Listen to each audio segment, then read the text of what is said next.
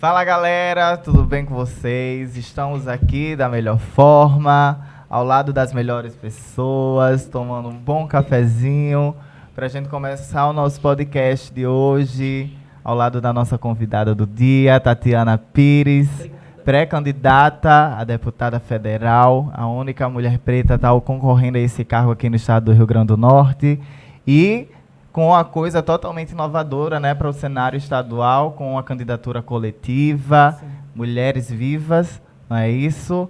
Ela também compõe diversos movimentos, segmentos aqui que a gente vai estar decorrendo no andar da carruagem aqui, né, do nosso podcast.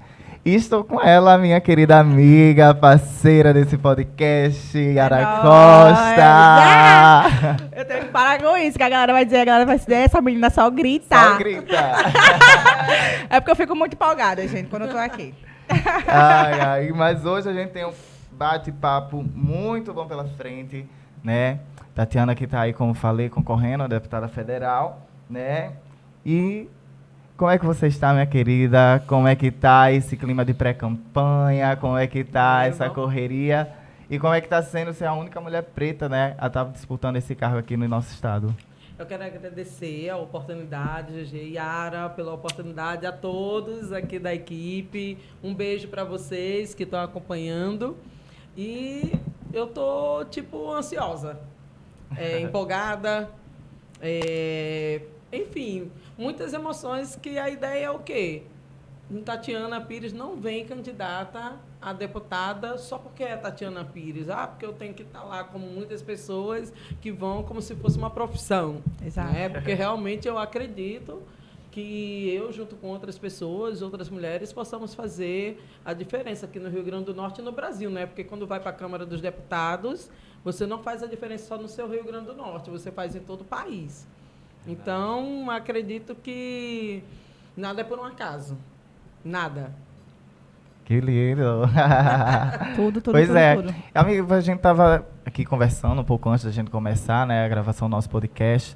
E você, né, que também, enfim, mulher preta, né, da periferia, daqui de Natal também, tem vários projetos sociais, atuou também como conselheira tutelar durante muito tempo, né, e a gente vê, assim, né, essa desenvoltura para uma candidatura, né, de uma chapa coletiva de mulheres e que se dedica, né, a prestar esse serviço em prol das mulheres e de estar levantando essa bandeira, né, das mulheres LGBTs, das mulheres PCDs, das mulheres idosas, né, como a gente tinha falado.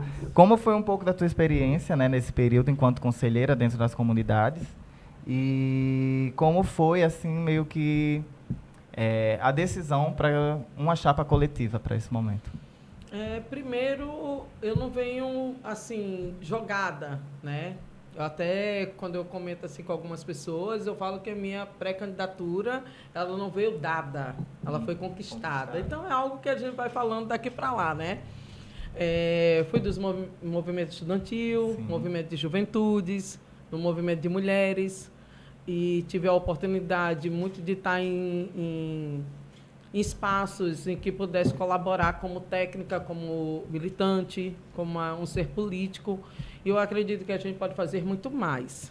Eu estou afiliado a um partido que estou há 23 anos nele. Me filiei, assim, tive oportunidades, aí me ofereceram muitas coisas. Eu acho que aqui não é para mentir, né? Acho que é para dizer a verdade. E eu estou no partido porque eu me identifico nele e posso ficar à vontade de falar o que eu quiser. E só que quando você fala assim, sair candidata, por quê? Porque eu acredito que eu e outras possamos fazer muito mais. Como você, Yara, por exemplo, eu acho que, como você disse, quem mora em periferia, é mulher negra, sabe quais são as dificuldades, né? Tem gente, os pais, que quando se esforçam ou têm um pouco de condições, que eu fiz isso com o meu filho para botar numa escola particular. Eu já não tive essa oportunidade. Então, tivemos que trabalhar cada um de uma forma dentro de casa para poder sustentar dentro de casa. Então, quando eu faço uma reflexão e quando eu pude ter a oportunidade, que foi o último cargo assim bem importante que eu assumi, foi no Conselho Tutelar, e que o Conselho Tutelar ele foi feito para preservar e não deixar ter violações das nossas crianças e adolescentes. Mas observei bem que quando se há uma violação com crianças e adolescentes, pode olhar que a mulher, a mãe, a mulher, a avó está sofrendo violação. Então, é algo muito maior. E eu estou cansado com esse negócio aí, porque é cultural. Acaba, a cultura quem faz somos nós. Para de dizer que é cultural, gente, a cultura que faz é a gente. A cultura da escravidão, a cultura do preconceito, a cultura, poxa, é isso que querem permanecer? Eu particularmente não quero.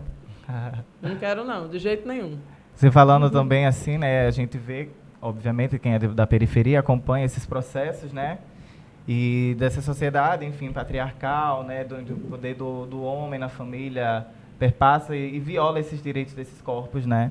E, enfim, né, quando a gente vai olhar também para as pessoas LGBTs, né, eu como bichinha afeminada, e eu, por muito tempo, nunca tive a presença da figura do meu pai, né? Tipo, não fui criado pelo meu pai. Meu pai e mãe sempre foi uma figura só, né? E você como mãe também, né? O filho também no movimento do rap aqui na cidade.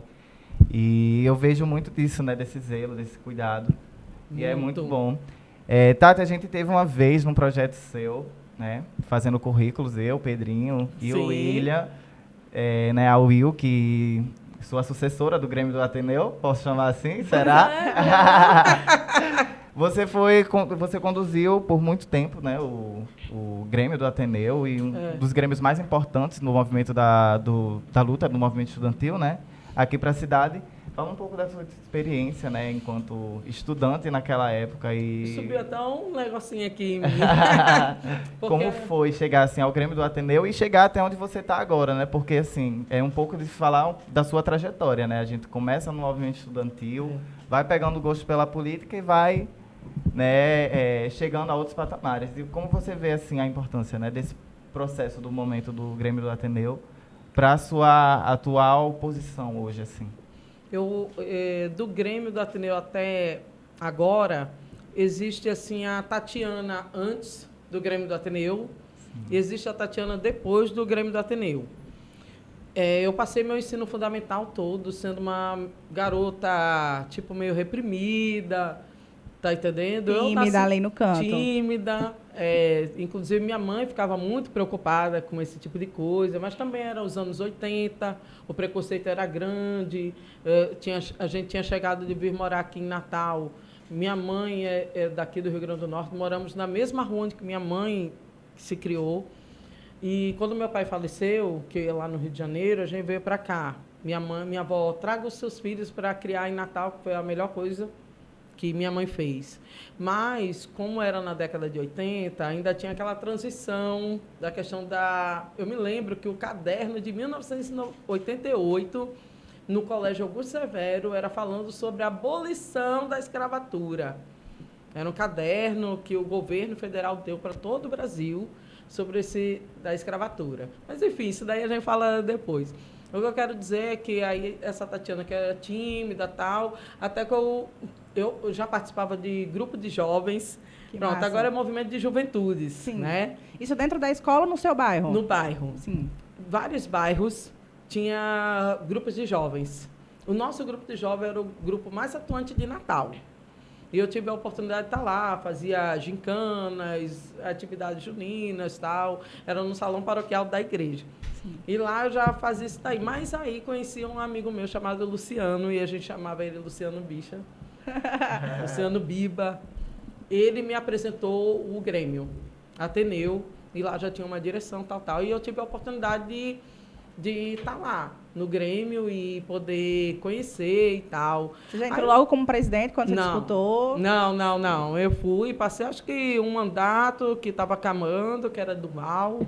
Depois eu fui apoiar a eleição de Creso e Rosângela.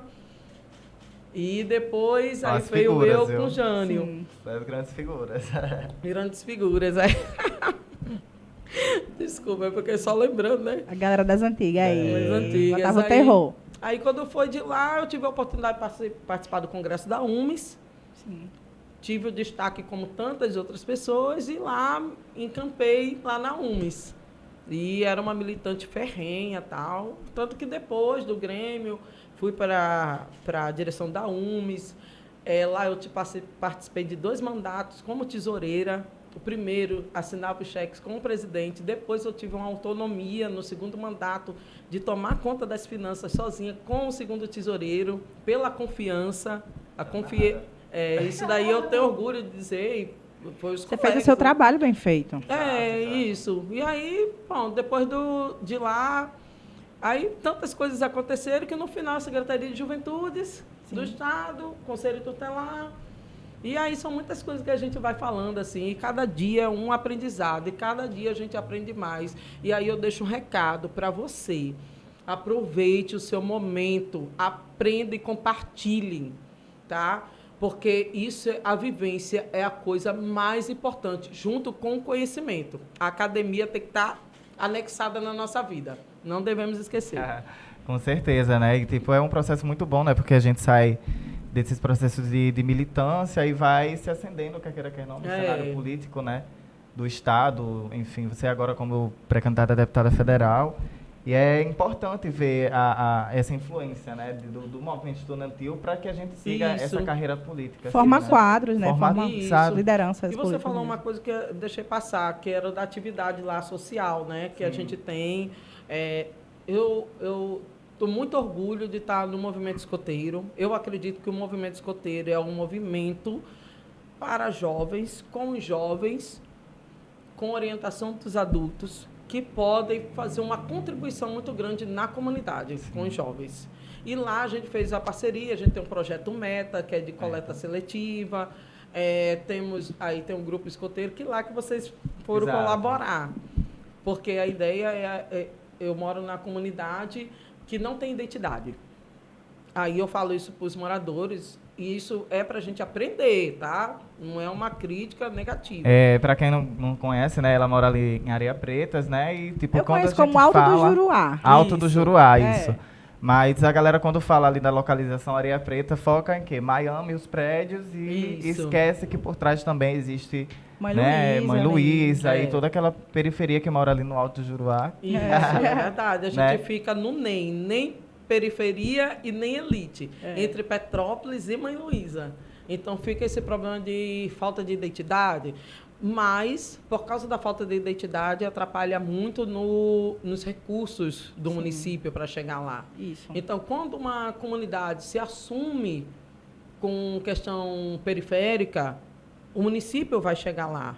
Mas se ele se coloca como elite, não precisa de nada. E quando o pessoal vota para conselho comunitário? Vota no conselho comunitário de Mãe Luísa? Não, Areia Preta. É Areia Preta. Lá, o Alto do Juruá. Sim, entendi. Tem um Aí conselho próprio. somos 7 ruas amplas e que ainda pegam o prédio. Os prédios de lá também. Entendi. Aí tem para conselho tutelar e conselho comunitário que está desativado há bastante tempo. Tati, você falou uma coisa bem interessante. Você saiu do movimento estudantil, né, protagonizou, legal, uma pasta que a tesouraria é sempre uma das pastas mais disputadas. Sim, geralmente o pessoal ou quer a presidência ou quer a maquinário, tesouraria. Né? É a briga das forças. É quem faz realmente o negócio andar, a tesouraria. E você falou, né, que depois do processo foi compor a gestão. E eu passei por um processo muito parecido, né, que eu fui secretária municipal de Direitos Humanos aqui da Prefeitura, saí do movimento estudantil e fui para a Prefeitura de Natal assumir a secretaria. E, assim, houveram diversas críticas, né? Como todo mundo sabe, a gente comentou isso em outros episódios também aqui no podcast. E eu queria saber como é que foi para você também topar esse desafio, né? Como é que as pessoas, né, viram a sua escolha? Teve crítica? Como foi que você encarou isso? Como foi também mudar, né, a sua atuação, de sair do movimento para compor uma gestão? Pronto, depois do movimento estudantil, eu tive ainda a questão do desenvolvimento pessoal. Sim. Foi um período de transição de juventude para o movimento de mulheres. E lá eu trabalhei na coordenadoria, na criação da coordenadoria de políticas para as mulheres do Estado. Bacana. E lá eu passei... Isso foi em qual ano? Foi 2007 para 2008. Em 2008 eu deixei porque eu não sei se vocês sabem, eu adquiri um câncer, um linfoma de Hodgkin, e eu preferi me afastar, porque naquele período estava um um período de sucção, sugando a minha vida. Quando eu me coloco, eu me disponho, eu realmente faço o meu melhor.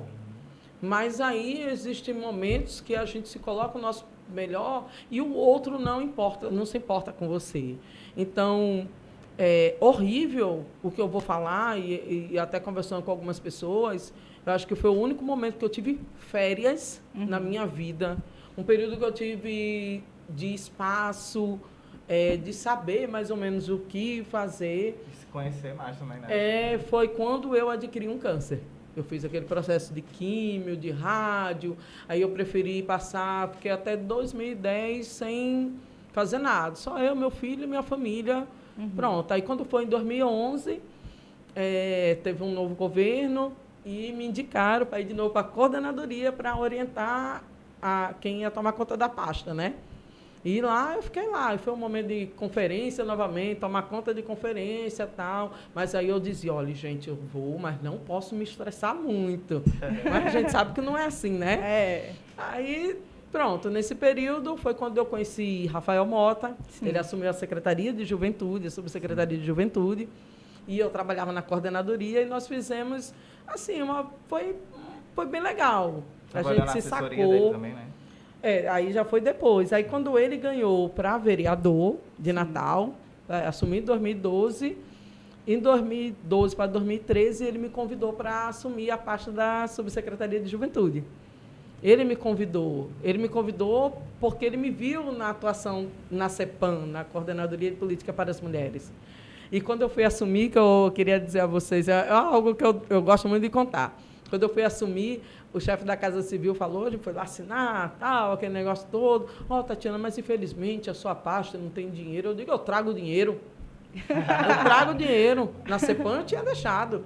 Tinha deixado lá. O carro que está na CEPAM, foi eu que elaborei o projeto, porque eu sou desenvolvedora de projeto, que eu adquiri essa capacitação tal, de fazer convênios, né, com o governo federal e tal. Aí, carro, a estrutura que está lá foi eu que elaborei, tudo, e eu tenho orgulho, e ninguém pode tirar isso de mim. Então, eu estou falando isso para vocês também, volta aquele negócio da vivência, de querer aprender, a querer fazer alguma coisa, é você, ninguém vai tirar de você, tá entendendo? E foi uma das coisas que eu mais, assim, errei politicamente, foi dizer. Ninguém nunca soube as coisas que eu fazia, porque eu sempre fui degrau para alguém. Sim. Sempre fui degrau. Então, assim, é algo que que tem que ter muito cuidado, aí principalmente nós mulheres. Pois é uma coisa interessante de se pensar, né? Porque, independente do partido, independente do campo político, as mulheres negras, elas são colocadas, né, dentro dos partidos, dentro da disputa eleitoral, na política de forma geral, como vitrine, né? Ainda mais agora no processo onde a gente tem um recurso específico para pessoas negras, candidaturas negras, recurso específico para candidaturas, né, de mulheres. E a gente vê quem realmente vai sair candidato, né? Existem algumas candidatas que realmente entram ali para compor, para garantir o recurso, compor a nominata, garantir o recurso, e outras realmente vão meter a cara mesmo e vão fazer um trabalho. E, assim, é muito louco de se pensar como a gente está nessa altura do campeonato e a gente ainda vê isso, né? Mulheres negras sendo colocadas nas chapas, nas nominatas apenas para tapar um buraco. E a pauta do combate ao racismo, né? A pauta do protagonismo das mulheres na política já é uma coisa que está isso mesmo. Quente, já está quente há muito tempo já, e a gente ainda assim consegue, tipo assim, né, não consegue ver tantas deputadas, né, vereadoras, mulheres realmente na política. E assim, você foi candidata aqui a vice-prefeita, né? Isso. E o que eu percebo, assim, que quando é uma questão da galera disputar a majoritária, né, sempre colocam os homens e tudo mais. E como é que foi essa experiência para você de ser vice-prefeita, né, de ter, inclusive, você ali, a pessoa que tinha afinidade mais com a comunidade, eu vi você andando lá nas rocas e tal, e ficava muito nítido, assim, que você era a cara do processo, né, a importância... Né? Protagonismo, esse protagonismo realmente, que não é apenas de ter uma mulher negra ali para fazer, para deixar a foto bonita ou deixar, né, a questão, a coisa mais representada, mas de fato você tinha o trabalho, você tinha o engajamento. De ser a pessoa que tem o acesso, né, de estar entrando na comunidade, fazer o diálogo, o reconhecimento, né, a identidade do pessoal se sentia. É questão de respeito, sabe? Isso. Quando você Eu recebi uma mensagem ontem, uma pessoa que está indo para a Itália e cresceu comigo ali, Tatiana, olha, não vou votar em você porque eu estou indo para a Itália, mas minha prima fulana e minha família todinha vai votar em você, vai lhe apoiar, que eu acho que a gente não pode nem falar essa palavra outra aí. Não pode pedir voto, ninguém está pedindo voto, Tá bem, não. pois é. Mas dizendo, Tatiana, vão apoiar você, porque você nunca mudou com ninguém. Isso. Você não tá só falando com as pessoas porque tá querendo voto ou tá pedindo algo. Poxa, cara, seja você, pô. Seja você. Eu acho que é a diferença e é o que o povo quer. Seja você, mas sem ser você, tipo alguns fascistas por aí, tá? Sim. Mas seja você uma pessoa que você entra na sua casa, você sobe a rua, você desce a rua e você cumprimenta do mesmo jeito, sabe o nome das pessoas, tá entendendo? E enfim, quando eu saí candidata a vice, eu era pré-candidata a vereadora. Tá? Eu era pré-candidata a vereadora pelo partido. Era a primeira vez que eu ia sair candidata a um eletivo.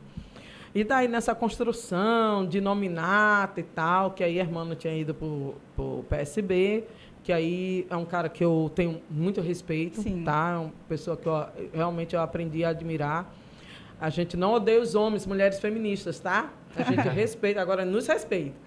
Tá? É importante. Importantíssimo. Então, assim, e nessa construção da nominata, ele viu que eu estava lá naquele processo e poderia, não só porque a mulher é negra ou não sei o quê, poxa, Tatiana, eu vi sua história, e ele sempre queria saber quem eram as pessoas, ele não era só para jogar. Enfim, o que eu estou dizendo isso, porque na hora foi ele que fez o convite para ser vice dele. Sim. Tá entendendo? Claro, ele deve ter sacado a pessoa da comunidade, etc., Isso. negra, tal, mas em nenhum momento era para encher linguiça. Eu poderia falar, eu poderia expor minha opinião, aquelas coisas todas que, no fim das contas, eu tinha a minha perspectiva, ele tinha a perspectiva dele, que quando unia, Sim. dava certo. E, para mim, foi uma experiência maravilhosa sair candidata a vice-prefeita. Assim, eu nunca tinha tido uma experiência como essa, e eu quero deixar registrado aqui que isso é triste o que eu vou falar, mas incomodou as pessoas próximas. Imagina. Por ser protagonista da minha vida! Da minha vida! Caramba! As pessoas, sabe por quê? Porque as pessoas são acostumadas, as mulheres negras, como você falou, ser degrau, ser subserviente. Não. A gente pode ser o que a gente quiser, cara. Mas confesso que a sociedade é cruel para conosco, entendeu? E depois desse tempo, as pessoas os mais próximos ficaram incomodados por ter aparecido, por ter sido protagonista da minha vida, por ter sido protagonista em certo momento no partido, tá entendendo? E isso me deixou decepcionada, porque eu sempre me coloquei à disposição de um coletivo. Então, quando você está bem, ou fulano, a gente fazer um embalo, mas como não foi indicado, como não foi mantido, então aí ninguém quer ninguém independente. É sempre um incômodo, né? Ver uma mulher preta querendo ocupar ou ocupando o espaço realmente de destaque, né? Porque para sair a vice-prefeita não é qualquer pessoa, né? Assim, é sua imagem atrelada a outra imagem e tentar fazer todo esse processo de construção. E, tipo, isso realmente gera uma revolta, porque, tipo, as pessoas que a gente pensa que vai estar ali para nos acolher e nos apoiar nesse momento são as pessoas que, no fim das contas, né? É porque assim, não se pensa o corpo de uma mulher negra, né, dentro da política. Uma mulher negra onde ela está comandando, onde ela está liderando. Mas para servir um cafezinho, tudo bem. A gente pode ter, né, uma mulher negra aqui, né? Isso mesmo. Para limpar o espaço aqui onde a gente vai se reunir, a gente poderia ter uma mulher negra. E aí, tipo, sempre vai ser questionada aquela história de que a gente precisa ser 2 vezes melhor, e sempre vai ser questionada porque, de fato, a gente precisa ser 2, 3, 4, 5... Só por ser mulher. Só por ser mulher, exatamente. Aí ser mulher periférica, ser mulher periférica e negra. Realmente. Aí são 3 estigmas sociais que não deveriam ser estigmas, mas a gente carrega graças à sociedade que faz a gente... E aí acaba que a nossa capacidade, o nosso trabalho, a nossa força de vontade de estar ali, a nossa disposição, ela não é considerada, ou essas questões elas não servem como forma de medir se você merece estar ali ou não, se você é boa ou não. né? Sempre a questão racial, a questão social Foge vai às entrar. qualidades, né? Foge às qualidades. Era o que a gente estava conversando com a Vicky, inclusive, Exato. né? Que não se olha para suas qualidades. Não, né? pois é. Na hora, eles olham para a qualidade. Se você for para eles, Isso. entende? Se for para eles, as suas qualidades só tá lá, o firme e forte. Mas se for para lhe fortalecer, essas qualidades têm que estar escondidas. É. E isso aí são pessoas como nós aqui, tantas outras que estão assistindo, têm que assumir o seu protagonismo. Tá? E eu falo aqui, por isso que a candidatura é uma candidatura coletiva. Sim. Agora também eu queria dizer para você, DJ e Yara, que não tem sido fácil fortalecer essa candidatura coletiva. Fortalecer não, agregar a palavra. Sim. Porque as mulheres ainda têm a dificuldade de entender, nós mulheres e até a sociedade, eu não vou falar só mulheres, de o que é a candidatura coletiva. Sim. Existem duas perspectivas da candidatura coletiva. Há que um coletivo já se prepara e depois escolhe uma pessoa, e existe o nome da pessoa e prepara o coletivo. Que no caso é o nosso. Tá? E eu vejo assim, que a candidatura coletiva, você, mulher, venha agregar. Aí você fala, Tatiana, o que eu vou fazer? O que é só votar, apoiar? Não, dê ideias. Eu tenho certeza que lá na sua comunidade você tem ideias para lá. E tem gente que não lhe escuta, mas aqui você vai ser escutada. Está entendendo? É aqui que a gente quer convidar você para colocar suas ideias e colocar como proposta.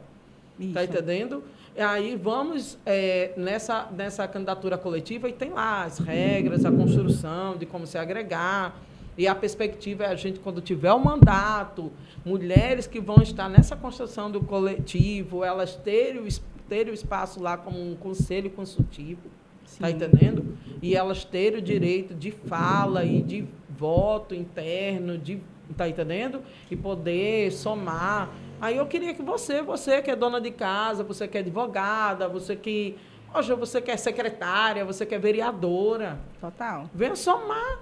Não tenha medo, não. Agora, dessa questão que a gente falou do medo, eu vejo muitas pessoas que são homens e mulheres, não vou colocar tudo aqui, você não vai ter um posicionamento que é ligado a fulano. Eu não vou ser porque é fulano cicrano. Eu vou dizer uma coisa a vocês. Para mim, tem sido bem cruel ser independente. Sim. Bem cruel, porque as pessoas lhe boicotam, tentam boicotar. É verdade. E fizeram bastante comigo, para que eu não me fortalecesse agora, nesse período, para a candidatura não decolar. Sim. E tentam fazer isso. Está entendendo? Mas é como eu disse, quando você é para fortalecer alguém, a sua capacidade ela é aceitável. Sim. Mas quando é para si, aí é para ficar escondida. Eu passei por experiências bem parecidas, né? Fui do DCE da UFRN, fui da UEE. Quando eu fui sair candidata para vereadora em 2020, aconteceu esse mesmo processo, assim, porque se tinha aquela coisa, não, a gente precisa de mulheres negras, é importante para a nossa chapa, fortalece, representa, mas na hora H, na hora de colocar a estrutura, na hora de realmente, né, dar o real reconhecimento à campanha, à candidatura, isso não existe. Né? Como eu ouvi, você chegou um dia desses, como é que você quer ser prioridade? E é muito louco pensar como a gente ainda tem que lidar com determinadas falas e determinadas situações, mesmo dentro de espaços que se dizem progressistas, né?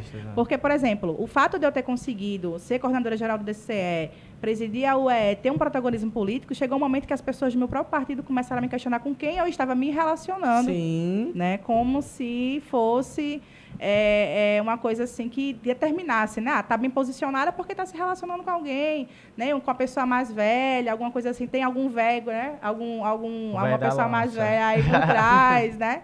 E, cara, não é, entendeu? É que eu trabalho muito bem, é que eu acredito muito no meu trabalho e eu sei o que é que eu vou fazer. Então, eu não preciso de ninguém. Tenho minhas né? competências, né? Exato. Eu tenho o meu trabalho. Tenho o meu trabalho, sabe? Então, quando uma mulher negra, né, ela entra na política, ela tem que ter muita essa consciência de que É você por você, né? Fazer política com os seus pares, com as pessoas que estão ali no seu dia a dia, porque são essas pessoas que vão lhe ajudar. Infelizmente, por mais que se tenha toda a questão da representatividade e é importante, mas infelizmente nós ainda somos vistas, né, Isso como mesmo. enfeite ali.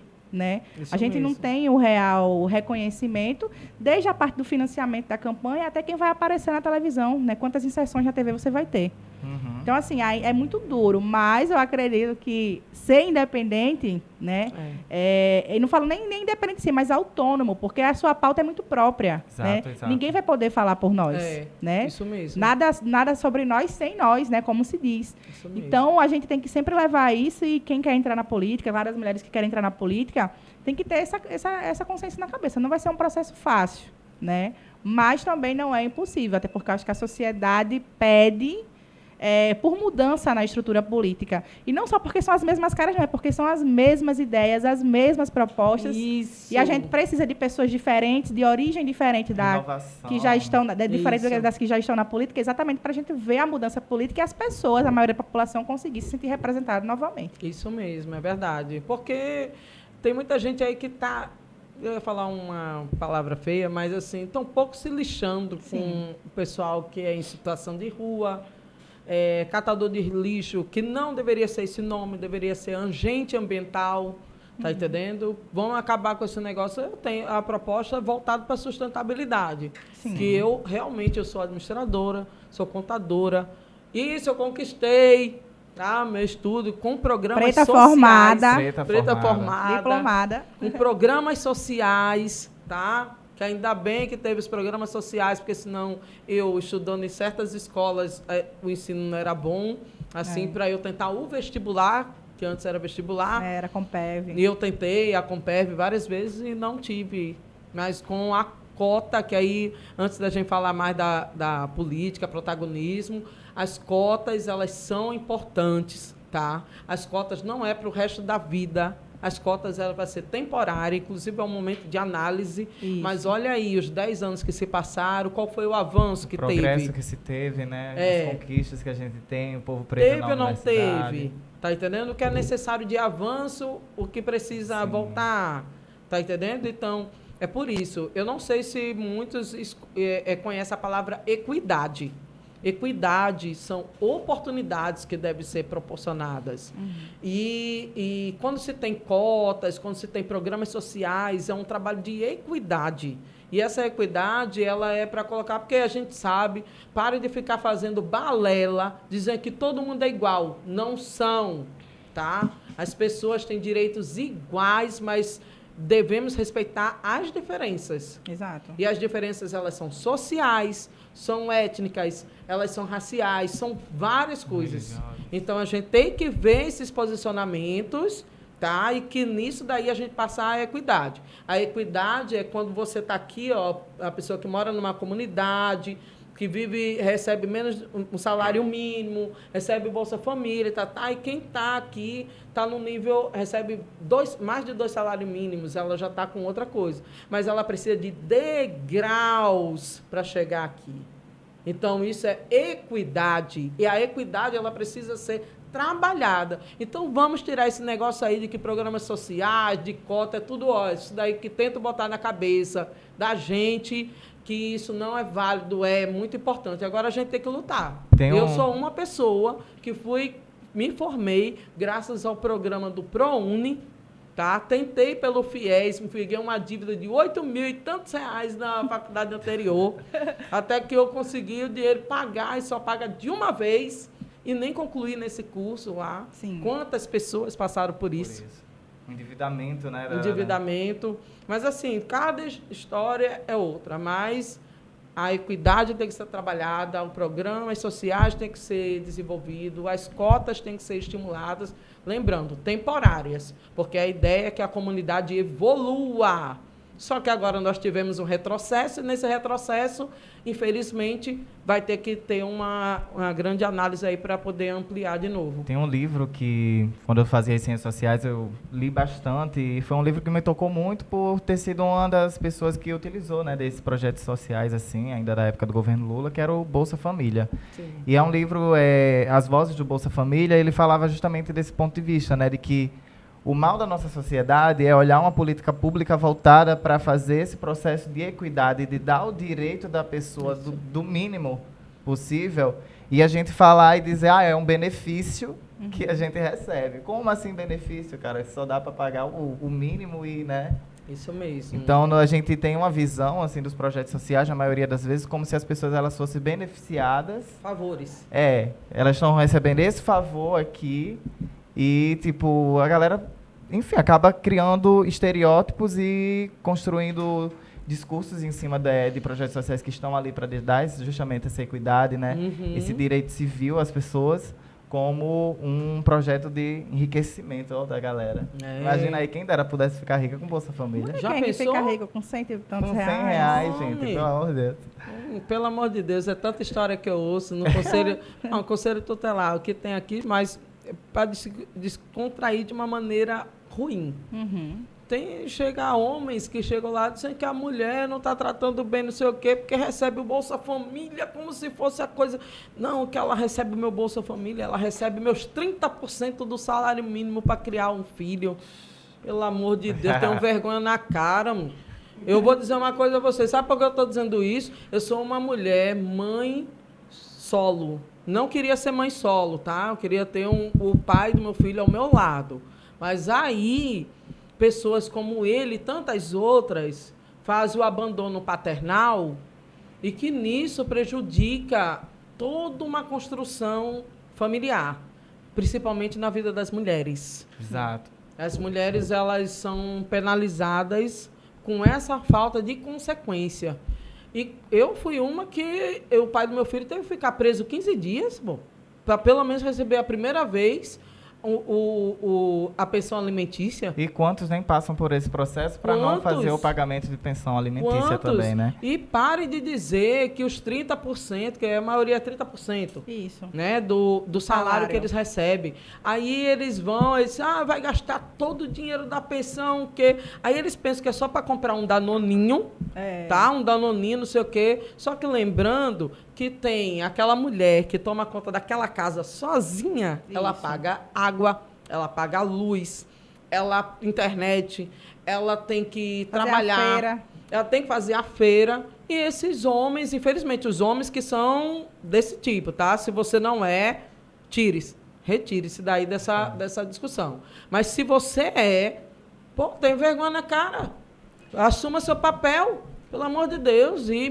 o pior, quando acontece o abandono paternal, ainda tem o abandono parental, a questão alienação parental. É verdade. Que aí eu tive a vantagem de não ter meu filho ter tido, porque o pai dele sumiu, e no fim das contas ele sumiu, então não teve alienação parental. E eu, graças a Deus, eu tive uma família, que era minha mãe e meus 2 irmãos, que éramos muito amorosos. Eu falo éramos por causa da questão do crescimento do meu filho, né? Então, e deu tudo certo. E se eu não tivesse? E quantas mulheres não têm? São abandonadas. Homem, tenha vergonha. Lá em casa, assim, o processo é bem parecido, né? Como eu falei, filho de mãe solteira, pai e mãe, é uma coisa só, né? E a gente vê, né, que tipo, projetos como esses vêm para a nossa sociedade como uma forma também de dar esse fortalecimento e independência também para as mulheres, né, da nossa sociedade. E eu vi também que você tem outros projetos, né, para além de todo esse contexto, assim, um projeto social voltado também para a questão ambiental, né, como você falou, né, dos catadores, não como catadores, mas como agentes, né? Ambientais. E me fala mais um pouco assim do teu projeto do Meta, como é que funciona, como é que a pessoa... Eu vejo mais como ainda um sonho, porque ele precisa ser muito ampliado. Ainda é fechado, né, na comunidade, mas eu tenho o sonho de que esse projeto ele se expanda pelo Rio Grande do Norte, tá? Só 3% a 4% do Rio Grande do Norte o lixo é reciclado. Do Rio Grande do Norte. Isso é um absurdo. E vocês sabiam que os resíduos, eles poderiam ser transformados em dinheiro para o nosso Estado, para as nossas vidas. Sim. Além de ser para o Estado, o município e nós, como cidadãos, a gente poderia ajudar como os ex-catadores, porque eu falo catadores para as pessoas associarem, entenderem. Mas eles deveriam ser chamados agentes ambientais, e que eles deveriam ser capacitados, tá? E onde o município, os municípios deveriam estar preparados para a questão dos 3 R's, que agora está chegando aos 7 R's. Os 3 R's que a gente trabalha muito na escola, que é reduzir, reutilizar e reciclar. Então, desses 3 R's, a gente já começando daí, dentro da nossa casa, dentro das escolas. Olha só, se as escolas, imagine na escola, já começarem, Yara, a fazer o trabalho de coleta seletiva. Com certeza. Tá? Aí, lá do projeto Meta Coleta Seletiva, é uma parceria junto, foi um sonho, junto lá dentro do grupo do Movimento Escoteiro, onde a comunidade abraçou e que os moradores separam os resíduos e a gente armazena tal e vende. Ou transforma. Nesse vender, o recurso é para voltar para o grupo escoteiro fazer atividade na comunidade. Sim. Só que nós estamos com a dificuldade de ter um espaço para armazenamento, tá entendendo? Porque a gente tem que seguir as normas. Entendi. Eu sou uma pessoa que eu fiz administração, fiz ciências contábeis, eu sou uma pessoa que eu compreendo que tem que seguir as regras. burocracias, ela gosta de seguir. Mas é bom, é importante. Tem que importante. seguir, porque tem que é organização, é organização. isso mesmo. Senão- Mas eu gostaria que funcionasse, só que para isso é tudo dinheiro, tá entendendo? É tudo parcerias. Quem indica. Quem indica? Quem indica.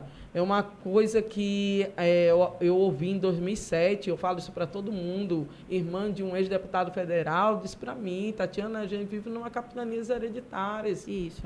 Tá entendendo? Então, e disso eu gravei na minha cabeça e não saiu mais. Tá entendendo? Aqui é quem indica ali. Outra coisa, como um dos meus estudos na administração, é que nossa Natal ela é momentânea. Tá? Ela, tipo, você começa algo hoje, você já sabe que de 3, 5 anos não existe mais. Verdade. Porque eles querem só novidades. E quando tem essas novidades, vem da elite. A elite engole as novidades. Aí a periferia vai e como é que se diz, meu Deus do céu? É envolvido nisso também. Aí, para completar, as redes sociais também envolvem. Então, assim, eu queria pegar essa parte momentânea para a gente crescer, a questão da sustentabilidade. Tá entendendo? É um sonho meu, tá? Começou quando, há anos atrás, eu comecei a fazer sabão, tá? Que massa. Eu gosto de fazer sabão e sabonete. A base de óleo reciclado. A base de óleo reutilizado, Massa. em que do processo da pasta base, do sabonete. Eu não gosto de pegar e ralar um sabão e fazer, não. Eu gosto de criar a glicerina, para glicerina você poder desenvolver aquele sabonete. Isso é algo que você construiu como empreendedor, tá Isso. entendendo? E aí eu falo para as mulheres da artesãs, que deveriam ser mais valorizadas. Você que é artesã, não tem sua carteira do artesão, vá se inscrever, porque você tem muitos benefícios. Direito. Tá entendendo? Tem vários aí, as pessoas não sabem. Então, são várias coisas que é uma visão empreendedora, Isso. social e coletiva. Total. Tá entendendo? Que eu vejo que aí porque Tatiana fez administração, contábeis, porque eu gosto. Eu Sim, gosto da sim. burocracia. Mas os negócios e até o terceiro setor, se não tiver a burocracia, não anda. Não anda. A gente vê aí algumas entidades, inclusive, que estão desregularizadas, que não tem, né? verdade. CNPJ e tal, entendeu? Aí perde diversos direitos, diversas oportunidades, inclusive de disputar editais, por exemplo, que tem tanto na prefeitura quanto no governo do estado, por Isso. conta dessa... E aí eu queria fazer só 2 comentários, que eu achei bem interessante quando você falou essa questão do quem indica. Quando eu fui chamada para ser secretária, que eu assumi a Secretaria de Direitos Humanos, muitas pessoas vieram para mim para perguntar isso, né? Quem foi que indicou você? Quem foi que indicou você? E eu, tipo, galera, tudo bom? Meu nome é Yara, fui candidata a vereadora, tive quase 1.500 votos, entendeu? Sem estrutura nenhuma, sem ter o apoio total. Sou formada. Sou formada em gestão de políticas públicas, entendeu? Então, assim, não sei quem foi que me indicou. Mas conteúdo eu tenho. Não, aquela coisa, se tiver, se alguém me indicou, por favor, essa pessoa vem até mim que eu preciso agradecer a ela. Mas eu acredito que foi o trabalho que eu fiz. E isso entra dentro daquela questão de como nós, mulheres negras, estamos sendo testadas o tempo inteiro. Todo. Né, nos espaços onde a gente vai para ocupar. Nos espaços onde a gente ocupa. E uma coisa que eu achei bem interessante, que assim, eu estava comentando com os meninos, eu estou em crise em relação a essa questão do meio ambiente. Eu assisti um podcast e eu estou numa crise gigantesca, porque não a gente fala da produção de lixo, a gente fala da questão de reciclar, mas a questão da nossa alimentação, de como a nossa alimentação está sendo produzida e como a forma que ela é produzida em larga escala, né, prejudica o meio ambiente e favorece uma galera, né, que é muito rica já, entendeu? E que, enfim, eles também são afetados com essa má alimentação, essa produção de alimentos que, enfim, cheio de veneno e tudo mais. E eu fiquei, caramba, como pensar no meio ambiente não é só pensar nessa questão do lixo, não é só pensar na questão de reutilizar as coisas e tudo mais, mas o pessoal que você vai estar disputando para ser candidata federal, né? O pessoal que está na Câmara hoje, existe uma bancada que é bem estruturada nesse sentido, né? De defender esse modelo de agricultura. E como é que você pensa, assim, né? De trazer essa questão da agricultura familiar, da agroecologia, já que a gente está falando de sustentabilidade e meio ambiente. Como é que a gente pode fazer esse debate a nível nacional? A questão do meio ambiente agrega duas coisas muito importantes. Três coisas, na verdade. Educação ambiental. Sim. Ecologia e reciclagem, tá? Na Câmara Federal existe a base ruralista. Então, a base do agrotec, agro é tudo. O agro não é pop. Eu fiz uma música com isso. Foi, bom saber, eu quero ouvir. Aproveitar também. Pois as pessoas têm que entender que o agronegócio, ela foca as pessoas ricas, tá? Eles não estão nem aí com as pessoas, com a questão da alimentação que você fala, a questão do agrotóxico, que o ano passado, eu acho que foi o ano passado, que foi aprovado mais não sei quantos números de venenos para serem inseridos aqui. Esse processo ele começa, né, ainda com a Kátia, né? Sim, a Kátia abriu a motosserra, né? O pessoal fala. Ela já era do governo Lula ou foi do governo Dilma? Dilma, salvo Ela foi do governo Dilma. Ela foi pelo governo Dilma, né? Na transição Dilma-Temer. Sim. Aí começa que era indicação do MDB. Do MDB na época, eu acho. E daí ela começou, né, com o tratoraço lá passando serra em tudo. É verdade. Enfim, aumentando os índices de agrotóxico. Mas é isso mesmo. Aí essa questão do agrotóxico, eu infelizmente ou felizmente, para se trabalhar a questão do alimento, a questão do meio ambiente, ainda é a educação. Sim. Tá? Aí cabe muito, existe os governos, Sim. existe a academia e existe o terceiro setor.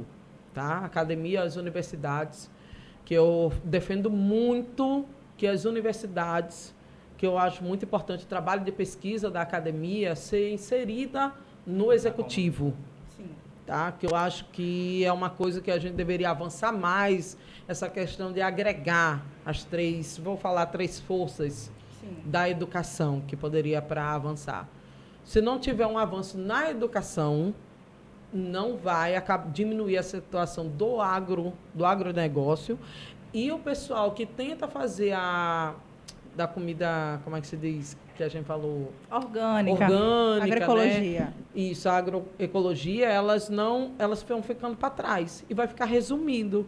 Existe o programa, acho que é do SESC e do SESI, que ensina a donas de casa a reutilizar casca de banana. Isso daí, desde que eu sou jovem, eles fazem isso até agora. Sim.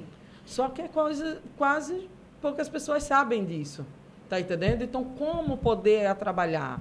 Aí entra aquela questão da internet, porque também a internet atrapalha um pouco e também ajuda se soubermos trabalhar. Aí cabe o que eu disse, a parceria do executivo, do legislativo, junto com o terceiro setor e a academia, para estar junto, para poder trabalhar, porque sozinho o executivo não vai, o terceiro setor, as ONGs, sozinha não consegue, que é o caso, por exemplo, delas, que eu sei que é um sistema S, mas tem um trabalho de, tipo, uma ONG, e fica por isso mesmo, só nos mundinhos muito pequenos. Aí onde entram os deputados federais, Sim. sacar isso. Agora, quais são os candidatos e os deputados federais que têm esse interesse? Aí, quais são os candidatos e os deputados federais que já estão lá, que já fizeram suas negociações? Exato. Tá? Então, assim, por isso que eu digo, eu luto bastante para me manter independente. Independente não quer dizer que eu não vou ter parcerias, mas eu quero parcerias que beneficiem a mim e o coletivo. Claro. Entendo. Tá? Agora, existem outras aí que a ideia é ganhe, custe o que custar e que o resto que se exploda, igual aquele personagem do Chico Anísio. Eu não estou nesse quadro, não. Eu gosto de ver que, como as mulheres negras, quando elas estão na política, elas pensam de uma forma abrangente e ampla. Porque a pessoa pensa assim, mulher negra ou você é LGBT vai lutar somente para aquele público específico, né? Mas não, a gente está querendo, né? E a gente tem capacidade de fomentar o debate de diversas políticas e, inclusive, sentar com pessoas que concordam e que não concordam. É né? verdade. A gente tem visão, né? Nós somos mulheres visionárias. Então, acho que é Somos mais, mesmo. né? Acho que é mais um motivo para quem está assistindo e tal, conhecendo, procurar candidaturas negras aqui no estado, né? Ver quem são as pessoas. E, assim, outra coisa, né? Que eu acho que a gente já tinha conversado isso algumas vezes, mas independente do partido, você ter uma mulher negra na política, independente do espaço, sabe, eu acho que para não ficar só aquela coisa, só a esquerda que tem as pessoas, né? As pessoas negras, as pessoas são as pessoas que vão ter que estar aqui dentro desse partido, dentro da esquerda, porque não é bem assim. Não, né? Não de é bem jeito assim. nenhum. Imagine para uma mulher negra que mesmo estando num partido que não é de esquerda, não vem dos movimentos e tal, como é para ela estar ocupando esse espaço institucional e representativo também, né? Então a gente tem que sempre ter esse respeito. Eu acho que é isso, é a base de tudo, é o respeito, né? De a gente conseguir dialogar e conseguir assim que a gente... Até porque não se faz política, você no seu canto e eu no meu canto. Com né? certeza. Não se faz de política. Jeito Ou a gente senta, ou a gente bota as nossas ideias na mesa, ou então Isso, não vai é avançar. verdade. Tem que agregar. Se não agregar, não vai. Você falou algo muito interessante, a questão dos partidos, né? Sim. As mulheres negras. Agora, a gente precisa ver que os partidos de direita e os partidos centro, pode olhar lá, quem está nas cadeiras só são homens brancos. É verdade. Tá?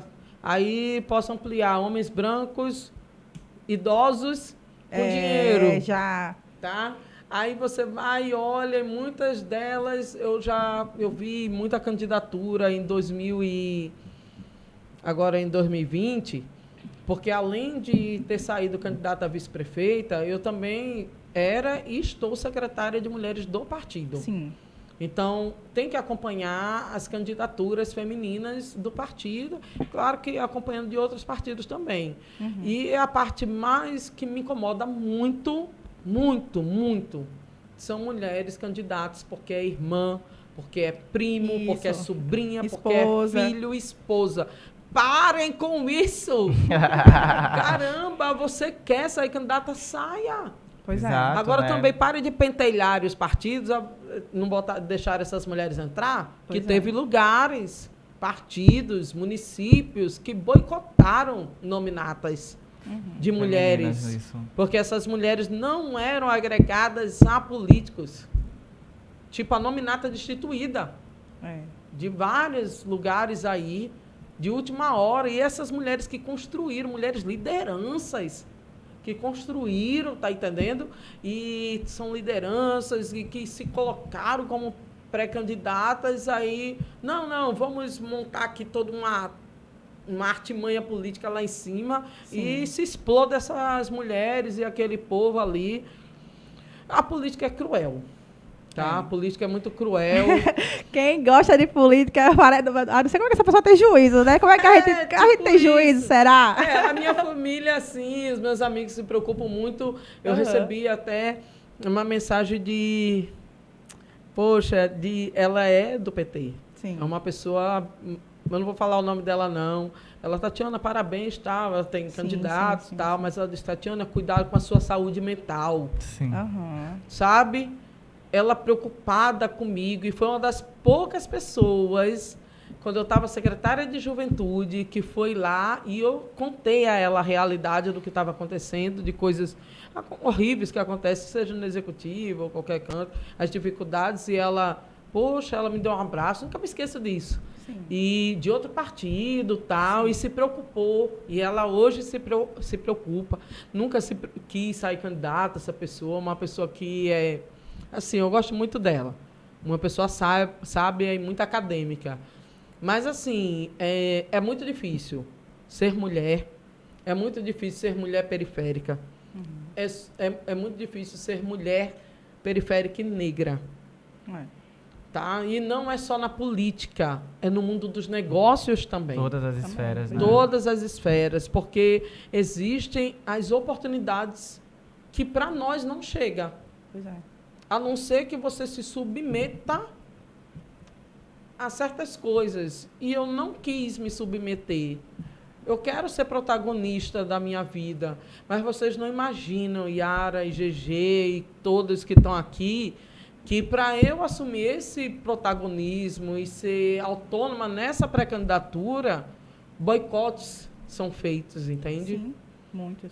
E quando você é pré-candidato, você precisa de um mínimo de estrutura, você precisa se fortalecer, você precisa ter apoio, de ouvir pessoas que estão com você há muito tempo e que foi trazendo essa pessoa, pessoas, mas aí com você, sempre do lado, dizer, não, Tatiana, eu não vou lhe apoiar esse ano porque eu preciso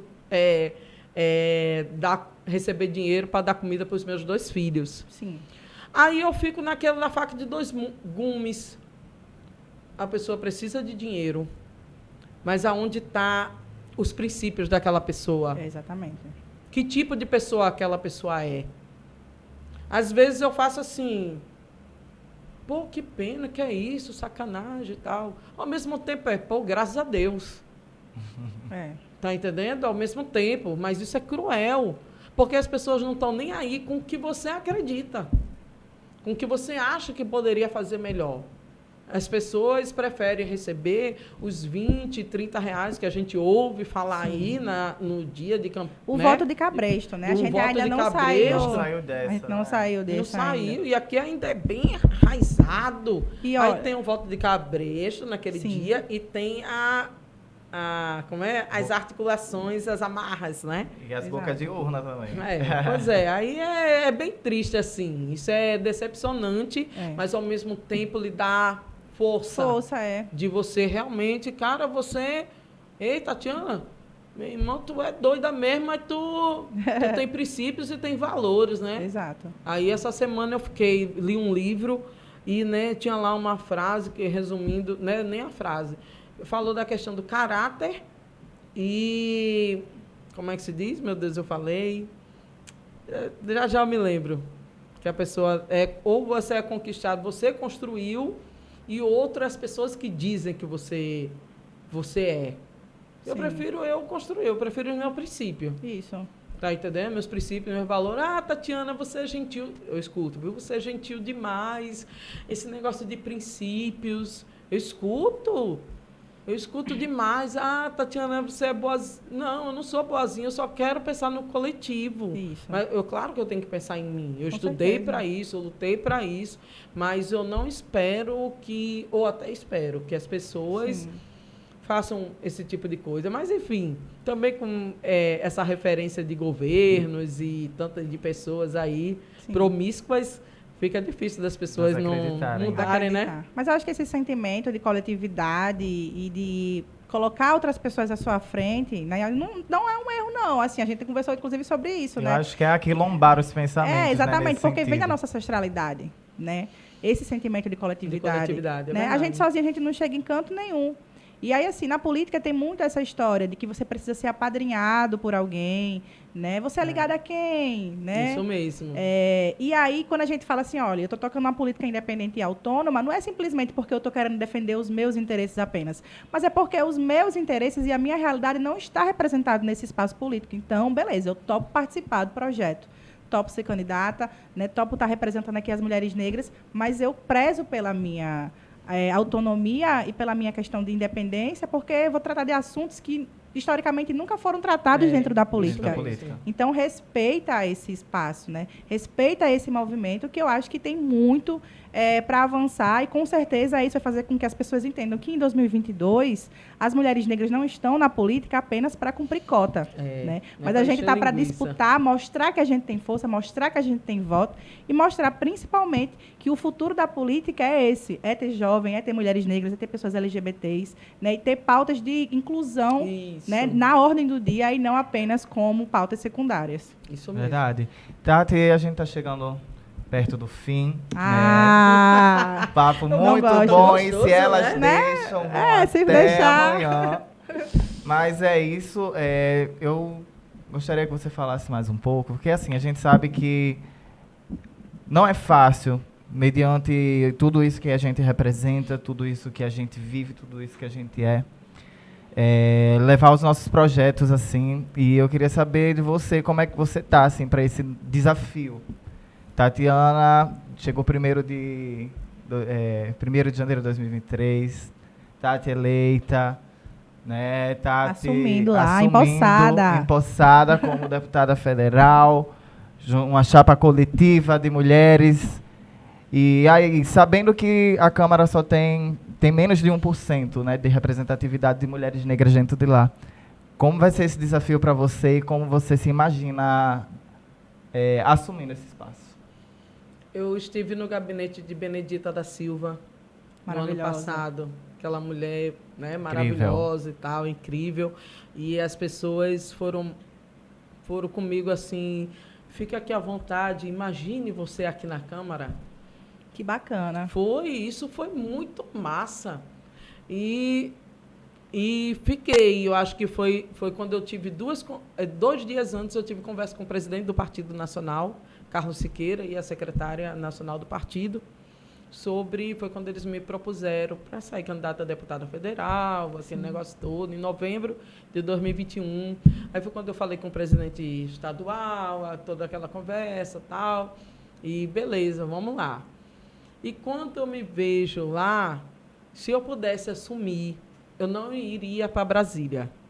Eu iria ou para Brasília Teimosa, ou iria para Mãe Luísa, Passo da Pátria, Bom Pastor, Felipe Camarão, Nova Natal, esses bairros para tomar posse lá, tá? Porque eu não estou pré-candidata e não serei uma deputada 2 gabinetes. Sim. Pelo menos é o que eu procuro fazer isso. Eu sou uma mulher da comunidade, de comunidade. Realmente, eu ando de ônibus, eu gosto de andar de ônibus. Eu só acho que é ruim para quem precisa todo dia, porque o número é menor. Ando de trem, que deveria ser mais. Verdade. Tá entendendo? Quem sabe o pessoal periférico que tem que ir trabalhar e voltar para casa. Na região metropolitana, principalmente. Na região metropolitana, que aí, como deputada federal, é uma das coisas que eu quero discutir essa questão do VLT. Sim, de novo aqui na nossa região metropolitana. Porque a CBTU é um órgão federal. É um órgão federal e quase ninguém sabe disso. É verdade. Tá entendendo? Então, só cabe gente, deputado federal, querer mudar, e ninguém se importou. Passou o período da Copa, ficou aquelas conversas, vai, não vai, VLT, mentira, só Deus sabe o que aconteceu com o dinheiro e tal, e não ajeitou, e também nem se importaram também mais depois disso. Então, estando lá, quero ver essa situação do transporte, a questão da saúde. Eu uso o posto de saúde da Brasília Teimosa. Sim. Uma pessoa... Que é muito bom, inclusive, né? Urgência pediátrica. É verdade, é verdade.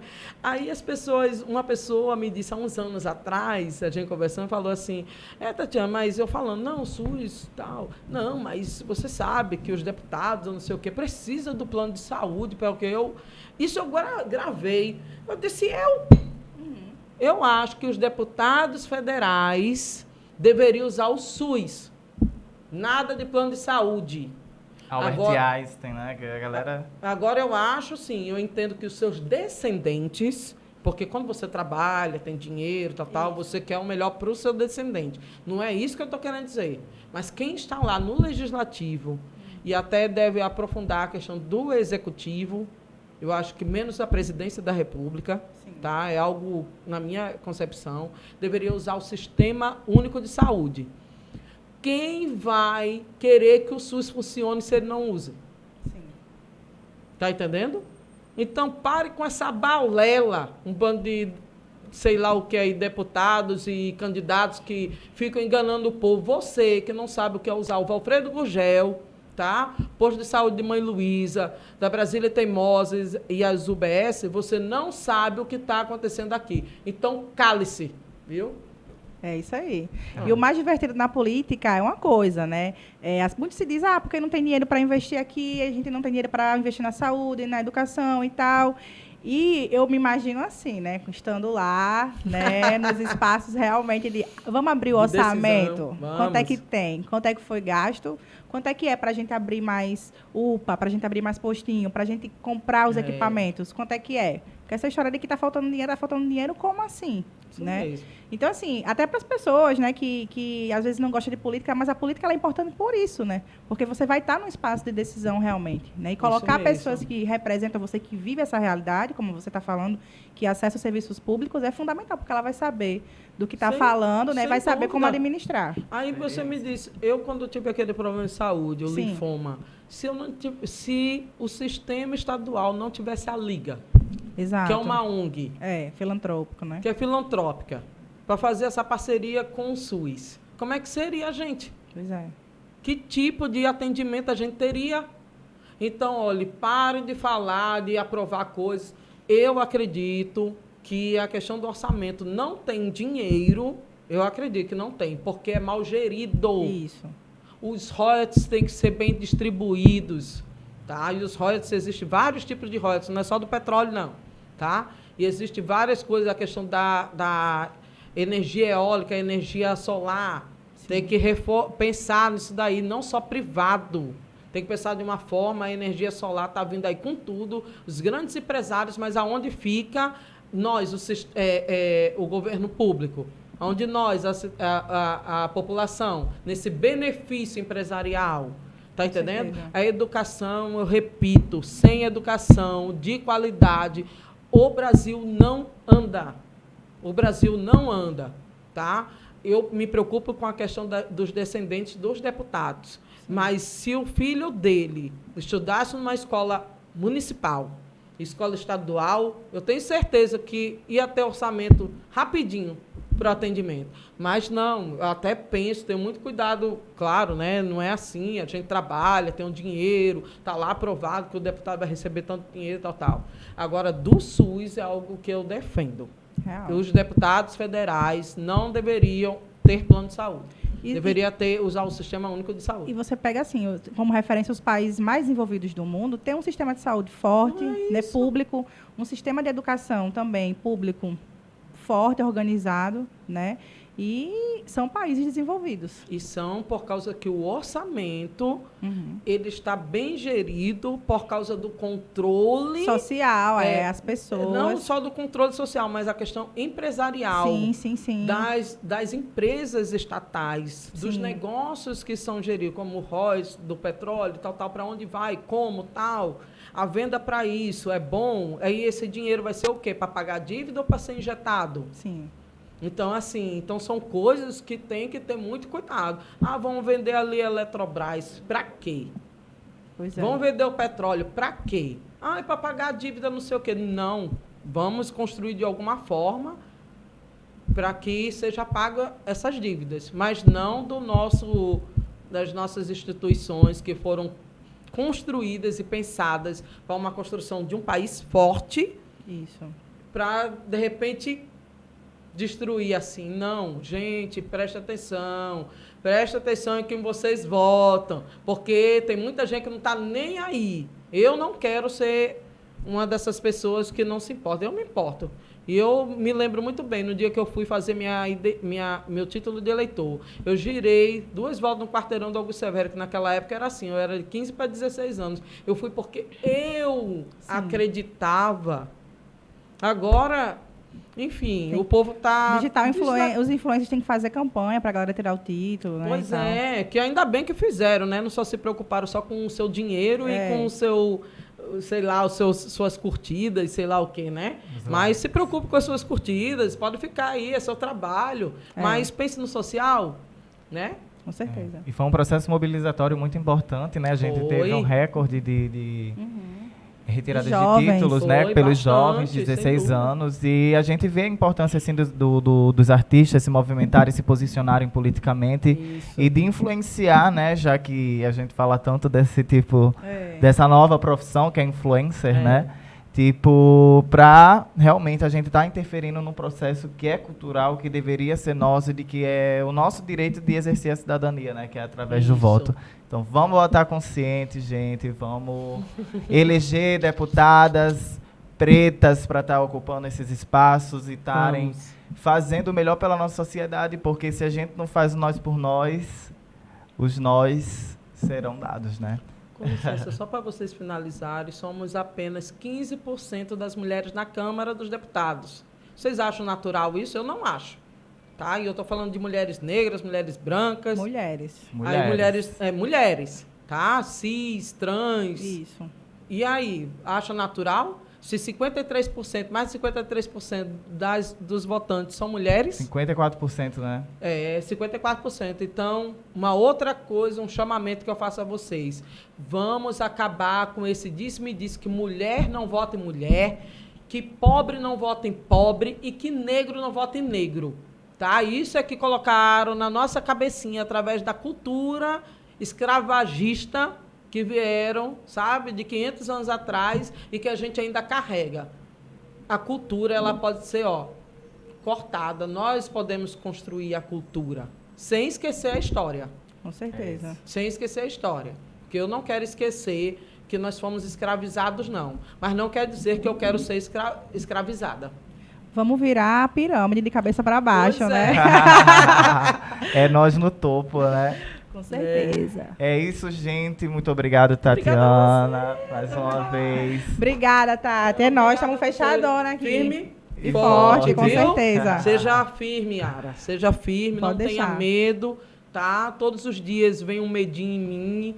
Eu tenho certeza que aparece em você também. Dá aquele Mas- receiozinho. Mas, como dizia o meu irmão antigamente, caguei. Não sei se eu poderia dizer isso, mas eu disse. Que venham as aflições, casa. que venham os medos, mas que também venham essas vitórias importantíssimas Isso. para esse cenário, Com certeza. né? E muita força e muita saúde nesse processo, porque a gente sabe que é um processo extremamente adoecedor também para as mulheres negras estarem disputando um espaço como esse, o que as mulheres negras têm que passar para estar nesses espaços, né? Como a Yara citou, se é uma mulher negra que tem um potencial, ela está sendo bancada por alguém E, enfim, a gente precisa quebrar esses estereótipos, fortalecer candidaturas coletivas, candidaturas de mulheres, candidaturas de LGBTs, candidaturas de IPCDs, né, para que o nosso povo possa ser representado. Esse foi o nosso podcast de hoje. Estamos aqui da melhor forma. Espero que você aí também, viu? Respeita as pretas na política, tem que respeitar. Vai ter que nos engolir, agora é a nossa Vai vez. ter. Agora é a nossa vez. Muito obrigado você que nos acompanhou. Sigam nossas redes sociais, da melhor forma, podcast, Movimento Brota. Aqui, Tatiane Pires também. Sigam lá, @TatianePires. .rn. .rn. TatianaPires.rn. TatianaPires.rn. E é isso, gente. Yara Costa RN. Yara Costa RN, desde 2017. E eu, GG_Gerges. Acompanham nossos trabalhos, nossos projetos e fiquem com o Papai do Céu, meus queridos. Amém! Corta. Uou!